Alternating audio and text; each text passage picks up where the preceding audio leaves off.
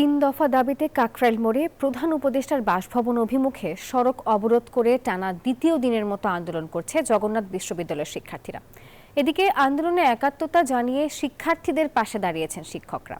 শিক্ষার্থীদের দাবি আদায় না হওয়া পর্যন্ত জগন্নাথ বিশ্ববিদ্যালয়ে কমপ্লিট শাটডাউনের ঘোষণা দিয়েছেন শিক্ষক সমিতির নেতারা।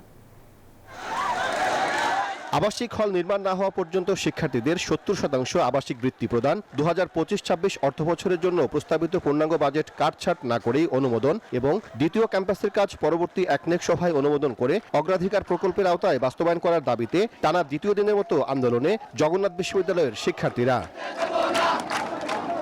বৃহস্পতিবার সকাল থেকে বিশ্ববিদ্যালয়ের বাসে করে শিক্ষার্থীরা প্রধান উপদেষ্টার বাসভবনের অদূরে কাকরাইল মসজিদের সামনে অবস্থান নেয়। মৎস্য ভবনের এক পাশ ও প্রধান বিচারপতির বাসভবনের সামনের সড়ক অবরোধ করে আন্দোলনকারীরা। সে 2019 সাল, 2016 সাল, 2014 সাল প্রত্যেকবারই বলা হয়েছে যে জগন্নাথের দ্বিতীয় ক্যাম্পাস সেটা হচ্ছে করে দেওয়া হবে, জগন্নাথ স্টুডেন্টদের জন্য অধিকারগুলো বাস্তবায়ন করা হবে, কিন্তু প্রত্যেকবার মূলা ঝুলিয়ে দেওয়া হয়েছে। এই একটা বিশ্ববিদ্যালয় দেখাতে পারবেন না যেখানে 20 বছর পূর্তি হয়ে যাবে কিন্তু একটা ছেলেদের বান্ডেল থাকলে প্রতি সেনমানিতে টাকা বাঁচবে। বিকাশ সেনমানি বান্ডেল কিনে জিতুন প্রতি লেনদেনে। যখন আমরা একটা বাসায় উঠি আমাদের বাড়িওয়ালা সিকিউরিটি দেয় না, বা আমাদের ওইখানে যখন দূর থেকে একটা স্টুডেন্ট আসে তাকেও কেউ সিকিউরিটি এখানে দেয় না। তিন দফা দাবি পূরণের পাশাপাশি বুধবার মার্চ ফর যমুনা কর্মসূচিতে হামলাকারীদের বিচারের আওতায় আনার দাবি জানান শিক্ষার্থীরা। যে সমস্ত পুলিশ কর্মকর্তা আমাদের উপর এই অতর্কিত হামলা করছে বা যারা ইন্ধন দিচ্ছে তাদেরকে অবশ্যই আইনে আওতায় আনতে হবে। ততদিন না আমাদের আন্দোলন মেনে নেওয়া হচ্ছে, আমাদের যৌক্তিক দাবিগুলো মেনে নেওয়া হচ্ছে, ততদিন আমরা আন্দোলন চালিয়ে যাব।